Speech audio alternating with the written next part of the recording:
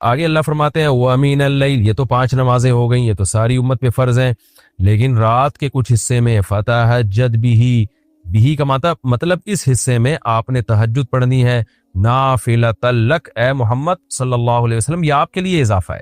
کیا مطلب؟ یا تو نبی صلی اللہ علیہ وسلم پہ 6 نمازیں فرض تھیں، یعنی 5 فرض کے علاوہ تہجد بھی فرض تھی، تو اس لیے قرآن نے کہہ دیا کہ امت پہ تو 5 فرض ہیں نافلۃ لک، لیکن یہ تہجد آپ کے لیے اضافی ہے، یعنی آپ پر 6 نمازیں فرض ہیں۔ ایک مطلب تو یہ بھی ہو سکتا ہے، اور جو علماء اس کے قائل ہیں کہ نہیں نبی پر تہجد فرض نہیں تھی، تو ان کے نزدیک اس آیت کی تفسیر یہ ہوگی کہ یہ آپ کے لیے ایک اضافہ ہے اللہ کے قرب حاصل کرنے کا، یعنی 5 نمازیں تو پڑھنی ہی پڑھنی ہے، لیکن آپ اللہ کے قرب کے لیے ایک اضافی چیز بھی آپ کو دی جا رہی ہے تاکہ آپ کے درجات اور زیادہ بلند ہو۔ تو ایسی صورت میں یہ صرف نبی کے ساتھ خاص نہیں ہے، کیونکہ خطاب نبی سے چل رہا ہے، اس لیے اللہ نے کہہ دیا آپ کے لیے اضافہ، ورنہ حقیقت میں پوری امت کے لیے یہ اضافہ ہے۔ آگے اللہ فرماتے ہیں عَسَىٰ أَن يَبْعَثَكَ رَبُّكَ، امید ہے کہ آپ کو آپ کا رب پہنچا دے مقام محمود تک۔ یہ مقام محمود کیا ہے؟ شفاعت کبریٰ، یعنی تمام پیغمبر نبی کے پاس آئیں گے کہ آپ سفارش سے آغاز کریں، یعنی سفارش کا آغاز آپ سے ہوگا، پھر آپ صلی اللہ علیہ وسلم سفارش کریں گے۔ تو یہ ایک سب سے اونچا مقام ہے جو اللہ قیامت کے دن رسول اللہ صلی اللہ علیہ وسلم کو دے گا، اور جس سے آپ کی تمام پیغمبروں پر فضیلت ثابت ہو جائے گی کہ جب تک آپ کی طرف سے شفاعت کی ابتدا نہیں ہوگی کوئی اور پیغمبر سفارش نہیں کریں گے۔ تو اللہ نبی صلی اللہ علیہ وسلم کو تسلیاں دے رہا ہے کہ یہ مشرکین کا جو آپ کے اوپر بے پناہ دباؤ ہے، جبر ہے، آپ اس میں تسلی رکھیے، آپ نماز قائم کریں اور تہجد کی پابندی کریں، اللہ نے آپ کو بہت بڑا آگے چل کے مقام دینا ہے۔ تو چونکہ نبی صلی اللہ علیہ وسلم بھی بشر تھے نا، مشرکین کے دباؤ کی وجہ سے آپ بھی ایک پریشانی میں آتے تھے، تو اس لیے اللہ آپ کو ثابت قدم رکھنے کے لیے آپ صلی اللہ علیہ وسلم کو یہ خوشخبریاں سنا رہا ہے کہ آپ نے اپنا اس عمل کو فوکس کرنا ہے، نماز اور تہجد کو، تاکہ آپ کا اللہ سے قرب رہے، اور اللہ آپ کو خوشخبری دے رہا ہے کہ امید ہے آپ کا رب آپ کو بہت بڑے مقام تک پہنچا دے۔ رہا مسئلہ مشرکین کی دھمکیوں کا کہ یہ پوری کوشش کر رہے ہیں کہ آپ کو مکہ سے نکال دیں، تو ہم نے تو بتا دیا کہ یہ خود بھی نہیں پنپ پائیں گے، لیکن آپ نے اللہ سے کیا دعا مانگنی ہے؟ وَقُلْ رَبِّ، کہہ دیجئے اے میرے رب، ادخلنی مدخل صدق، مجھے مکہ میں داخل کیجئے، مرغوب داخلہ، اچھا داخلہ، اور مجھے مکہ سے نکالیے بھی اچھے طریقے سے، یعنی اچھا نکلنا ہو میرا، ایسا نکلنا جس کے نتائج اچھے ہوں۔ اس میں اشارہ ہے کہ آپ صلی اللہ علیہ وسلم کو مکہ سے نکالنے پر مجبور کیا جائے گا، اور ایک وقت آئے گا کہ آپ مکہ سے نکلیں گے۔ تو اللہ اپنے حبیب صلی اللہ علیہ وسلم کو پہلے سے دعا سکھا رہے ہیں کہ آپ اللہ سے دعا مانگیں، اللہ جب میں نکلوں تو میرا داخلہ بھی اچھے طریقے سے ہو اور میرا نکلنا بھی اچھے طریقے سے ہو، یعنی پسندیدہ نکلنا ہو۔ سوال پیدا ہوتا ہے نکلنے کا عمل تو پہلے ہے اور مکہ میں داخلے کا عمل بعد میں، تو نکلنے کا تذکرہ پہلے ہونا چاہیے کہ اللہ مکہ سے مجھے اچھی طریقے سے نکال، اور مکہ میں مجھے داخل بھی اچھے طریقے سے کرنا، تو داخلے کا تذکرہ پہلے کیوں؟ تو اس میں بلاغت کا ایک نقطہ ہے کہ پیغمبر کا بنیادی مقصد وہ ہدف ہے جو پیغمبر دنیا میں لے کے آئے ہیں، تو اس کی آغاز تو مکہ سے کرنا ہے جس میں آپ کو بھیجا گیا، جو ابراہیم علیہ السلام کا شہر ہے، جہاں بیت اللہ ہے، اسلام کا مرکز تو اس جگہ سے بننا ہے۔ تو اس جگہ سے اگر نکالنا ہی مقصد ہے تو یہ جگہ تو رہ گئی نا پھر جو ابراہیم علیہ السلام کا مرکز اور ابراہیم علیہ السلام کی دعائیں تھیں۔ تو اس لیے اصل مقصد تو یہ کہ مکہ میں داخل میں اچھے طریقے سے ہوں، جو پیغمبر کا مقصد تھا دنیا میں آنے کا، مکہ فتح کر کے داخل ہوں، یہاں مجھے غلبہ ملے، اور یہاں میرا جب داخلہ ہو تو ایسا داخلہ جس کو میں پسند کروں۔ یہ جو ابھی میں مکہ میں کہیں سفر سے جا کے واپس آتا ہوں، یہ داخلہ وہ داخلہ نہیں ہے جو میں چاہتا ہوں۔ تو چونکہ مکہ سے نکلنا مقصد نہیں ہے، نکالا اس لیے جا رہا ہے تاکہ داخلہ ایک طاقت کے ساتھ ہو اور اچھے طریقے سے داخلہ ہو، اس لیے اس داخلے کا تذکرہ پہلے کیا جا رہا ہے۔ ہاں وہ داخلہ اس وقت تک ممکن نہیں ہے جب تک مکہ سے ایک دفعہ آپ کا خروج نہ ہو، تاکہ مدینہ میں ریاست بنے اور آپ 10,000 کا لشکر لے کر فاتحانہ انداز سے مکہ میں داخل ہوں، اور جس مقصد کے لیے اللہ نے آپ کو بھیجا تھا وہ مقصد پورا ہو۔ تو وہ مقصد نکلے بغیر پورا ہو نہیں سکتا، اس لیے نکلنے کا تذکرہ کر دیا، ورنہ اصل مقصد تو یہ ہے کہ اللہ میں مکہ سے نکلنا نہیں چاہتا، میں مکہ میں داخلہ چاہتا ہوں۔ داخلہ ایسا ہونا چاہیے مدخل صدق، سچا مرغوب داخلہ ہونا چاہیے۔ چنانچہ اللہ نے آپ کی دعا قبول کی، اور جب نبی مکہ میں داخل ہوئے نکلنے کے بعد تو کیسا بہترین آپ نے کا داخلہ ہوا کہ 10,000 کا لشکر لے کر آپ گئے، اور مشرکین مکہ آپ سے معافی کی بھیک مانگ رہے تھے۔ تو یہ مکی آیتیں اس وقت تو ظلم کے پہاڑ توڑے جا رہے تھے، لیکن پیغمبر سے اس طرح کی دعائیں کروائی جا رہی تھیں۔ وَأَخْرِجْنِي مُخْرَجَ صِدْقٍ، اور اللہ مرغوب نکلنا ہو، یعنی جب میں نکلوں تو بھی میرا اچھا ٹھکانہ ہو۔ چنانچہ آپ کا نکلنا بھی بڑا اچھا ہوا کہ پورا مدینہ آپ کے استقبال میں کھڑا ہوا تھا، اور طلع البدر علینا من ثنیۃ الوداع، یہ جو ترانے ہیں یہ مدینہ کی بچیاں آپ کے استقبال میں پڑھ رہی تھی۔ تو آپ کا نکلنا بھی اچھا ہوا، یعنی مدینہ میں داخلہ جو مکہ سے نکل کے، اور پھر جو مکہ میں آنا وہ تو اس سے بھی زیادہ عزت اور شان کے ساتھ ہوا۔ وَاجْعَلْ لِي مِن لَّدُنْكَ سُلْطَانًا نَصِيرًا، اور اللہ تو بنا دے میرے لیے اپنے پاس سے زبردست طاقت جس میں میری مدد ہو، غلبہ دے دے مجھے مشرکین پر۔ یہ بھی مستقبل کی دعا ہے جو ان حالات میں نبی سے منگوائی جا رہی ہے، اور اللہ نے آپ کی ساری دعاؤں کو قبول کیا۔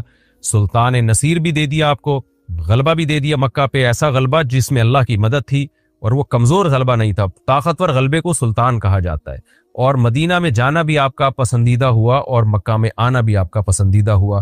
اور اے نبی آپ یہ بھی کہہ دیجئے جاء الحق، حق آ چکا ہے، وزہق الباطل، اور باطل فنا ہو چکا ہے۔ حالانکہ جس وقت یہ دعا منگوائی جا رہی تھی باطل فنا نہیں ہوا تھا، لیکن ماضی سے جب کسی چیز کو تعبیر کیا جاتا ہے تو یہ بتانے کے لیے گویا یہ کام ہو چکا ہے، حالانکہ ہوا نہیں، ہوگا، لیکن نبی کی زبان سے نکلوایا جا رہا ہے کہ آپ مشرکین میں اعلان کر دیں کہ بس یہ کام ہو چکا ہے، حق آ گیا، باطل ختم، اور یعنی ہوگا تو فیوچر میں، لیکن گویا ابھی ہو چکا ہے۔ اتنا یقینی ہے کہ میں تمہیں اس کی پہلے سے خبر دے چکا ہوں کہ باطل اب پنپنے نہیں پائے گا، کیونکہ حق اب آ چکا ہے۔ ان الباطل کان زہوقا، اور باطل تو ہے ہی فنا ہونے والی چیز، جب حق آتا ہے تو باطل فنا ہو جاتا ہے۔ نبی صلی اللہ علیہ وسلم جب مکہ مکرمہ میں داخل ہوئے نا، تو آپ بتوں کو چھڑیوں سے گراتے تھے، چھڑی سے مکہ میں داخل ہو کے 360 بت کو ایک ایک کر کے چھڑی مارتے تھے، اور وہ بت الٹے لڑکتے تھے۔ تو آپ اس موقع پر یہ آیت پڑھ رہے تھے کہ جاء الحق وزہق الباطل ان الباطل کان زہوقا۔ کیا کیفیات بنتی ہوں گی صحابہ کی اور پیغمبر کی اس وقت کہ جو خوشخبری ان کو 13 سال پہلے دی گئی تھی، کئی سال پہلے دی گئی تھی، اور یقینی دی گئی تھی کہ یہ ہو چکا، تو اللہ نے اپنی آنکھوں سے دکھا دیا کہ کیسے بتوں کو بیت اللہ سے نکالا جا رہا ہے، اور اللہ کے گھر کو کیسے شرک سے پاک کیا جا رہا ہے۔ وَنُنَزِّلُ مِنَ الْقُرْآنِ مَا هُوَ شِفَاءٌ وَرَحْمَةٌ لِّلْمُؤْمِنِينَ، اور قرآن کہہ رہے ہیں ہم قرآن نازل کرتے ہیں جس میں مومنین کے لیے شفا ہے، یعنی اے نبی آپ کی تسلی کے لیے اور بھی ہم بتائیں آپ کو کہ ہم یہ جو آیتیں نازل کر رہے ہیں نا، اس میں مومنین کو بھی شفا مل رہی ہے، ان کی اصلاح ہو رہی ہے شرک سے اور برے عقیدوں سے، اور مسلمانوں کے لیے یہ رحمت ہے، ان کو تسلیاں بھی مل رہی ہیں۔ وَلَا يَزِيدُ الظَّالِمِينَ إِلَّا خَسَارًا، اور ظالمین کے خسارے میں اضافہ ہو رہا ہے، کیونکہ ظالمین اس پر عمل نہیں کر رہے، حجت تمام ہو رہی ہے۔ وَإِذَا أَنْعَمْنَا عَلَى الْإِنسَانِ أَعْرَضَ وَنَأَىٰ بِجَانِبِهِ، قرآن کہتے ہیں ہم جب انسان پر احسان کرتے ہیں تو وہ اعراض کرتا ہے اور اپنے پہلو کو ہٹا دیتا ہے، نعمت ملنے کے بعد بجائے اللہ کے قریب ہونے کے اللہ سے دور ہوتا ہے۔ وَإِذَا مَسَّهُ الشَّرُّ، اور جب انسان کو کوئی مصیبت پہنچتی ہے، كَانَ يَئُوسًا، تو مایوس ہونے لگتا ہے، یعنی انسان کے بارے میں شکایت کی جا رہی ہے کہ اس کا اللہ پر ایمان نہیں ہے۔ پیغمبر کا مقصد ہے اللہ سے جوڑنا، تو یہ جو مشرکین ہیں جو اللہ کو نہیں مانتے، یہ خوشیوں میں بھی اللہ کو بھولتے ہیں اور غم میں بھی اللہ کو بھولتے ہیں، اسباب کو دیکھتے ہیں زیادہ۔ جب اسباب کو آپ دیکھتے ہو اور پریشانی آتی ہے تو اسباب بتا رہے ہوتے ہیں پریشانی دور نہیں ہو سکتی، تو مایوس ہونے لگتے ہیں، ڈپریشن میں جاتے ہیں، اور جب خوشی آتی ہے تو اپنا کمال سمجھتے ہیں، لہذا اترانے لگتے ہیں اور خدا سے دور ہو جاتے ہیں۔ تو اے نبی ان سے کہہ دیجئے کُلٌّ یعملُ علی شاکلتہ، ہر شخص اپنی نیچر کے مطابق عمل کر رہا ہے۔ اچھے لوگ کیا کرتے ہیں کہ جب انہیں خوشی ملتی ہے تو شکر ادا کرتے ہیں، اور غم آتا ہے تو مایوس نہیں ہوتے، ان کو پتہ ہے غم اللہ دور کر سکتا ہے۔ فَرَبُّكُمْ أَعْلَمُ، تمہارا رب خوب جانتا ہے، بِمَنْ هُوَ أَهْدَىٰ سَبِيلًا، کون ان دونوں فریقوں میں سیدھے راستے پر چل رہا ہے، جو غموں میں مایوس ہو اور خوشیوں میں اترانے لگے، خدا سے دور ہو جائے، وہ گمراہی والے راستے پر ہے، اور جو خوشیوں میں اللہ کے قریب آئے، شکر ادا کرے، اور غموں میں بھی اللہ کے قریب آئے کہ غم کو اللہ ہی دور کر سکتا ہے، مایوس نہ ہو، یہ سیدھے راستے پر ہے۔ سوال کسی نے پوچھا ہے، قرآن کی آیت ہے سورہ حج کی آیت نمبر 18، اس میں اللہ نے سجدے کا ذکر کیا ہے کہ زمین، آسمان، چاند، سورج، ستارے اور انسان سب اللہ کو سجدہ کرتے ہیں، اور آخر میں کہا کہ بہت سے انسانوں پر اللہ کا عذاب ثابت ہو چکا ہے، وہ سجدہ نہیں کرتے۔ تو اس آیت کی تشریح پوچھی ہے کہ عذاب ثابت ہونے کا کیا مطلب ہے۔ دیکھیں اگر اللہ کے علم میں پہلے سے یہ بات ہوتی ہے کہ کچھ بڑے ڈھیٹ ہوں گے، بہت ڈھیٹ انسان ہوں گے، ان کے سامنے اللہ کی آیات پڑھی جائیں گی اور وہ پھر بھی اس کو پہ عمل نہیں کریں گے، تو ایسے لوگوں پہ اللہ نے عذاب ثابت کر دیا ہے، کیونکہ اللہ کا علم کامل ہے، تو پہلے سے اللہ نے لکھ دیا ہے کہ انہوں نے جہنم میں ہی جانا ہے۔ اس کا یہ مطلب نہیں ہے کہ اللہ ان کو زبردستی جہنم میں لے جائے گا یا ان کو زبردستی گمراہ کرے گا، ان کی کیونکہ اللہ کا علم کامل ہے۔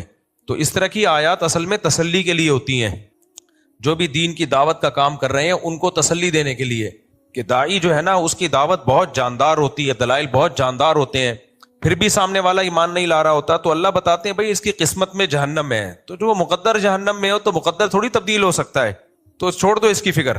تو یہ تسلی کے لیے اس طرح کا انداز اختیار کیا جاتا ہے.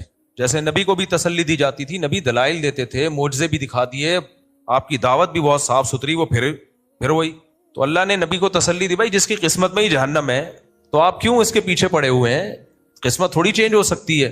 اسی طرح قرآن میں آتا ہے, ہم نے تو تقدیر میں لکھ دیا ہے کہ لَأَمْلَأَنَّ جَهَنَّمَ مِنَ الْجِنَّةِ وَالنَّاسِ أَجْمَعِينَ, کہ میں جہنم کو جنات انسانوں سے بھروں گا. تو اللہ کہتے ہیں تو میں نے لکھ چکا ہوں پہلے, تقدیر تھوڑی ٹلے گی. تو اس کا مطلب یہ نہیں کہ اللہ زبردستی لوگوں کو پکڑ کے جہنم میں پھینکے گا. اللہ کے علم میں یہ بات ہے کہ بہت سے لوگ ڈھیٹ ہیں, وہ نہیں ایمان لائیں گے, وہ شیطان کے بہکاوے میں آئیں گے. تو اب یہ ایک چیز حقیقت ہے. تو اب دعوت کو, مبلغین کو تسلی دی جا رہی ہے کہ بھائی لوگوں کی اکثریت دیکھ کے سیدھا راستہ مت چھوڑنا. یہ تو پہلے سے طے شدہ ہے کہ بہت سارے لوگ جہنم میں جائیں گے, جہنم بھرے گی انسانوں سے, تو اس لیے تم سیدھے راستے پہ چلو اور دعوت کے کام میں لگے رہو اللہ کا حکم سمجھ کے, اور لوگوں کی اکثریت کو گمراہ دیکھ کے مایوس مت ہو. یہ مت سمجھو کہ تمہاری دعوت غلط ہے یا تمہاری دعوت میں اخلاص نہیں ہے. نہ دعوت میں بھی اخلاص ہے, تمہاری دعوت بھی ٹھیک ہے, لیکن ایک چیز مقدر میں ہے کہ جہنم کو اللہ نے انسان اور جنات سے بھرنا ہے, اور مقدر کبھی چینج نہیں ہوتا. تو یہ انداز اختیار کیا گیا تسلی کے لیے. تو اس کا یہ مطلب نہیں ہے کہ اللہ لازمی جو ہدایت چاہے گا پھر بھی اللہ اس کو زبردستی گمراہ کرے گا. اس کی مثال ایسے ہے, صبح شام ہم یہ دیکھ رہے ہوتے ہیں کہ باپ اپنے بیٹے کو سمجھا رہا ہے, وہ نہیں سمجھ رہا, تو پھر ماں کہتی ہے بھائی اس کو سمجھاؤ. آپ بولیں بھائی اس میں سمجھنے کی صلاحیت ہی نہیں ہے, تو میں کیا سمجھاؤں اس کو, حالانکہ صلاحیت ہوتی ہے تبھی تو آپ کو غصہ آ رہا ہوتا ہے. اگر وہ مجنون دیوانہ پاگل ہوتا, سمجھنے کی واقعی میں صلاحیت نہ ہوتی, تو آپ سمجھاتے کیوں اس کو؟ کسی پاگل کو تھوڑی سمجھایا جاتا ہے. تو یہاں جو آپ کہتے ہو اس میں سمجھنے کی صلاحیت ہی نہیں ہے, مطلب یہ ہوتا ہے کہ یہ انتہائی درجے کا ڈھیٹ آدمی ہے اور اس نے فیصلہ کر لیا کہ نہیں سمجھنا, تو اس میں صلاحیت سمجھنے کی ختم ہو چکی ہے. تو میں اپنا ٹائم ضائع کیوں کروں, میں ایسے پہ ٹائم لگاؤں گا جس میں صلاحیت ہوگی. میں رکشہ چلاتا ہوں, اکثر اوقات 2 مہینے کا کرایہ چڑھ جاتا ہے, کبھی کھانے کو کچھ نہیں ہوتا, میں اکثر اوقات پریشانی میں گزارتا ہوں. مجھ سے بڑے 9 بہن بھائی ہیں, سب کروڑپتی ہیں, وہ مجھ کو نہیں پوچھتے, اب میں کیا کروں؟ اب اگر کسی غیر سے بولو تو وہ بھکاری سمجھیں گے, اب چوری کرو, بھیک مانگو, کیا خودکشی کروں؟ نہ خودکشی کریں نہ لوگوں سے بھیک مانگیں. آپ کے بھائیوں کی شرعی ذمہ داری ہے کہ جب سب کھا پی رہے ہیں, ایک بھائی اتنا کمزور ہے تو اس کے ساتھ تعاون کریں. حقیقت ہے بھائیوں کے ساتھ تو تعاون میں جو مزہ آتا ہے انسان کو, رشتہ داروں پہ خرچ کرنے میں جو لطف اللہ نے رکھا ہے وہ تو کسی پہ خرچ کرنے میں نہیں رکھا. یہ تو موقع ہے محبت پیدا کرنے کا, تو بھائیوں کا کو چاہیے خیال کریں. تو باقی جب تک پریشانی مقدر میں ہے بھائی صبر کریں. اچھا, اب جب سے ہم نے یہ فاؤنڈیشن بنایا مفتی طارق مسعود فاؤنڈیشن, تو لوگ اب آنا شروع ہو گئے میرے پاس, ہمارے گھر کے حالات ایسے, ہمارے گھر کے حالات ایسے, تعاون کریں. کچھ خواتین آ جاتی ہیں, ہم بیوہ ہیں وغیرہ وغیرہ. دیکھو ہم نے جو فاؤنڈیشن بنائی ہے نا, اس کا ایک طریقہ رکھا ہے. میں پرسنلی اگر کسی کو جانتا ہوں تو میں اپنے پاس سے اس ویسے ہی تھوڑا بہت تعاون کر دیتا ہوں جو اللہ مجھے توفیق دے. لیکن اس طرح جب لوگ رش لگاتے ہیں, ہمارے پاس کوئی معیار نہیں ہے جانچنے کا کہ یہ مستحق ہے یا نہیں ہے. پھر سب سے بڑا مسئلہ یہ ہے کہ ایک کو دو تو پھر وہ 10 کو بتائے کہ پوری لائن لگ جائے گی, اور یہ پہلے ہو چکا ہے. تو اس کے لیے دیگر کچھ ٹرسٹ ہیں جو مدد کرتے ہیں, تو ان سے رابطہ کریں. ہمارے جو ابھی ہم نے جو فوکس کرنا ہے, جو ہم نے فاؤنڈیشن بنائی ہے, اس میں ہم نے مختلف پروجیکٹ کو فوکس کرنا ہے, جن میں ہم نے سوچا تھا سب سے زیادہ ہم تعلیم اور ہیلتھ. اسی وجہ سے ہم نے اس دفعہ اجتماعی قربانی ابھی نہیں کی ہے کہ اجتماعی قربانی یہ بہت لوگ ہیں کرنے والے, ہمیں کیا ضرورت ہے, اور اس میں گڑبڑیں بہت ہوتی ہیں, فنڈ کھا گیا, وہ یہ ہو گیا, عجیب. اجتماعی قربانی تو میرا تو موڈ نہیں ہے اجتماعی قربانی کرنے کا. لوگ اپنی گائے لاؤ, ذبح کرو بھائی. جب ہم نے کام کیا تو انسانیت کی کوئی ایسی خدمت ہو نا جو واقعی خدمت ہو. اجتماعی قربانی کیا خدمت ہے وہ بھی, لیکن بہت لوگ ہیں کرنے والے. اور آپ خود لاؤ, بکرا کاٹو, کسائی کو پیسے دو, کاٹ کے کھا جاؤ, گائے لاؤ کھا جاؤ, کھلا دو لوگوں کو. اس میں کیا ہے؟ یعنی اگر آپ یہ سہولت لوگوں کو نہ دو تو کون سا کوئی طوفان آ جائے گا. تو ہم لوگوں نے مشورہ یہ کیا تھا کہ ہم اس فاؤنڈیشن میں 2 چیزوں کو فوکس کریں گے. ہیلتھ کو, یعنی لوگوں کی صحت. دوسرا ایجوکیشن. ہماری سوسائٹی کا سب سے بڑا عیب کیا ہے؟ تعلیم نہیں ہے. مسلمان جو ہے نا تعلیم میں پیچھے ہے, تو تعلیم کو تو دین کا حصہ ہی نہیں سمجھتے. ہم مار کھا رہے ہیں پوری دنیا میں. دیکھو اسلام دنیا میں غالب ہونے کے لیے آیا ہے. باقی دنیا میں عبادت کی کرنے کی ہر مذہب میں, ہر ملک میں اجازت ہے. کوئی ملک نہ نماز پہ پابندی لگاتے ہیں, نہ زکوٰۃ پہ, نہ روزے پہ, کوئی پابندیاں نہیں ہے. مسئلہ سارا یہ مسلمان مار کھا رہا ہے. یہ دور ہے ٹیکنالوجی کا, سائنس کا.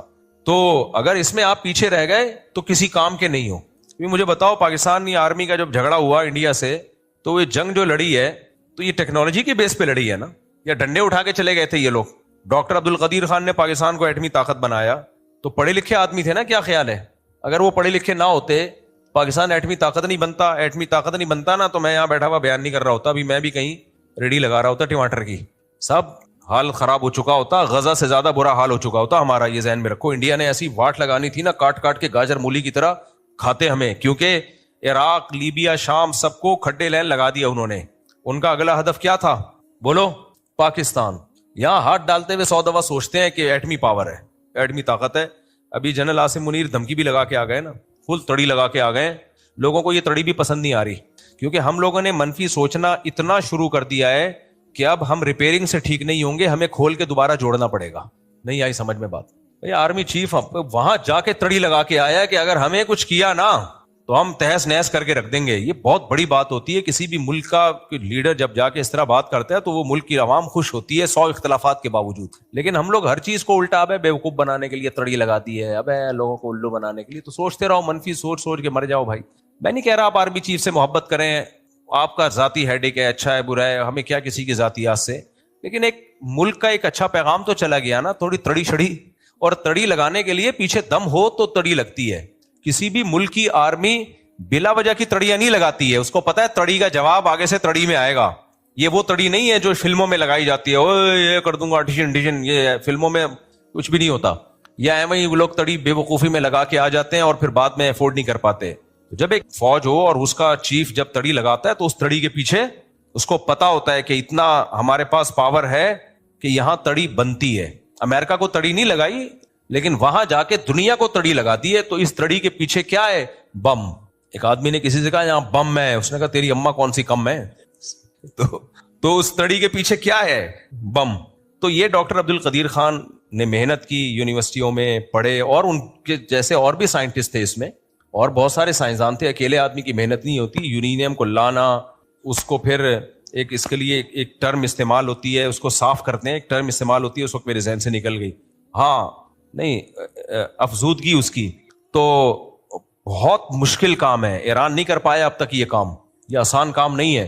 اس کے لیے بھائی پڑھائی لکھائی چاہیے تھی جو انہوں نے کی, اور پاکستان کو ایک ایٹمی پاور بنایا. ہم نے اپنے علماء سے, بزرگوں سے سنا ہے کہ اگر ڈاکٹر عبد القدیر خان نہ ہوتے تو آج ہماری داڑیاں محفوظ نہ ہوتی. اور ڈاکٹر عبد القدیر خان بھی خود مذہبی آدمی تھے, 5 ٹائم کے نمازی تھے, علماء سے ان کا بڑا گہرا تعلق تھا. مذہب کی موٹیویشن کے بغیر نا اتنا پاورفل کام ہو نہیں سکتا, یہ دنیا کے لیے ہو نہیں سکتا ایسا, جب تک پیچھے اللہ کی رضا کا جذبہ نہ ہو. آپ کہہ سکتے ہیں امریکہ نے تو بنا لیا, بھائی وہ تو پہلے سے پاورفل لوگ ہیں نا, ان وسائل کے ہوتے ہوئے اتنا بڑا کام کر لینا. اور ڈاکٹر عبد القدیر خان کے ساتھ جتنے سائنٹسٹ ہیں سب نیک پرہیزگار ہیں. جامعۃ الرشید آ چکے ہیں, اتنی بڑی بڑی داڑیاں. ایک دفعہ ڈاکٹر عبد القدیر خان کے ایک ساتھی آئے, وہ بھی ایٹمی سائنسدان ہے, ایٹم بم بنانے میں ان کا بھی بڑا کردار ہے. جامعۃ الرشید میں ان کا بیان ہوا, ہم سمجھے کوئی ریونڈ سے کوئی بزرگ آئے ہوئے ہیں, اتنی بڑی داڑھی ان کی, اور سارا اللہ کی وحدانیت اور کبریائی پر انہوں نے بیان کیا. یہ ہمارے ملک کا ایک مثبت چہرہ ہے, لیکن ہم لوگ کو منفی سوچنے کی چونکہ عادت پڑ چکی ہے, الٹا ہی سوچتے رہتے ہیں. تو کچھ اچھا بھی سوچ لیا کرو. ٹھیک ہے بہت سے کام الٹے بھی ہو رہے ہیں, میں سسٹم کے تحت انتخابات ہوئے ہیں, سب کو پتا ہے. انتخابات میں وہاں سے بندہ جیتا ہے جہاں سے کھڑا ہی نہیں ہوا. یہ الٹے کام بھی ہو رہے ہیں. تو جو الٹا ہے اس کو الٹا کہو, لیکن جو سیدھا ہے اس کو سیدھا تو کہو نا. ہر ملک میں ہوتے ہیں, کچھ سیدھے کام ہو رہے ہوتے ہیں, کچھ الٹے کام ہو رہے ہوتے ہیں, سب ملکوں میں ہوتا ہے. یہ جو آپ کہتے ہیں نا جمہوریت کا منجن, او بھائی جمہوریت پوری طور پہ کہیں بھی نہیں ہے, سب کے پیچھے اسٹیبلشمنٹ ہوتی ہے, جمہوریت کی لالی پاپ کھلا رہی ہوتی ہے. یو کے میں دیکھ لو, بڑے بڑے دہشت گردوں کو لندن پناہ دیتا ہے, جج فیصلہ ہی نہیں کر پاتا ان کے خلاف, کیونکہ پیچھے اسٹیبلشمنٹ کا ڈنڈا ہوتا ہے. بولتا ہے اس کو لٹکانا نہیں ہے بھائی, اس کو نہیں لٹکانا ہے, یہ ہم نے کسی اور ملک کے لیے رکھا ہوا ہے. جتنا بھی بڑا دہشت گرد ہو اس کو لٹکانا نہیں ہے, تو جج نہیں فیصلہ کرتا. ہر ملک میں پیچھے اسٹیبلشمنٹ کا ڈنڈا چل رہا ہوتا ہے. یہ جمہوریت کے نام پہ الو بنا رہے ہوتے ہیں. تو اور کسی ملک میں جمہوریت چل رہی ہے نا, تو اس میں اصل میں حکومت کسی اور ملک کی ہوتی ہے. تو ٹھیک ہے جمہوریت بھی ہے, آمریت بھی ہے, سب کچھ ہے, وہ ایک الگ بحث ہے, کون صحیح ہے کون غلط ہے. لیکن اپنے ملک میں کچھ مثبت چیزیں ہیں, ان کو سوچ کے خوش ہونے پر گورنمنٹ نے کوئی پابندی نہیں لگائی ہے, خوش ہو جانا چاہیے. تو میں بات کیا کر رہا تھا, تعلیم کی, ایجوکیشن کی. تو اس لیے مسلمانوں کو تعلیم میں آگے بڑھنا انتہائی زیادہ ضروری ہے. آپ ایجوکیشن میں پیچھے رہ گئے, عزت سے جینے کا خیال چھوڑ دو. پھر نماز روزہ مل جائے گا, عزت نہیں ملے گی, یہ ذہن میں رکھنا. عزت مل جائے, اور وہ نماز روزہ بھی پھر جائے گا. جب بے عزتی ہوتی ہے نا, دینداروں کی عزت ہی نہیں ہوگی, تو لوگ دین کی طرف آئیں گے بھی نہیں. اتنی خوشی ہوتی ہے جب میں امریکہ گیا, वहां बड़े बड़े डॉक्टरों को देखा रिसर्च सेंटर में, बड़ी दाढ़ियां उनकी, नमाजी। मैं यार तुम लोग असल में दीन को इज्जत दे रहे हो। आधी आधी पीढ़ियों तक उनकी शलवारें। गूगल के ऑफिस में गया ना, गूगल सैन फ्रांसिस्को है ना अमेरिका का, जो कैलिफोर्निया वो हब है, लॉस एंजलिस, एलए कहते हैं उसको, एलए, तो वो टेक्नोलॉजी का हब है। गूगल के ऑफिस में मैं गया, इंडियन पाकिस्तानी हमने वहां पर साइंटिस्ट देखे, गूगल में बड़ी बड़ी पोस्टों पर हैं, बड़ी बड़ी दाढ़ियां उनकी और ऐसे जबरदस्त शरी लिबास उनका, 5 टाइम के नमाजी। हमने कहा यार तुम लोग भी तो दीन पे चल रहे हो यार, ये दीन पे चल के ये काम करे तो मजा है भाई। क्या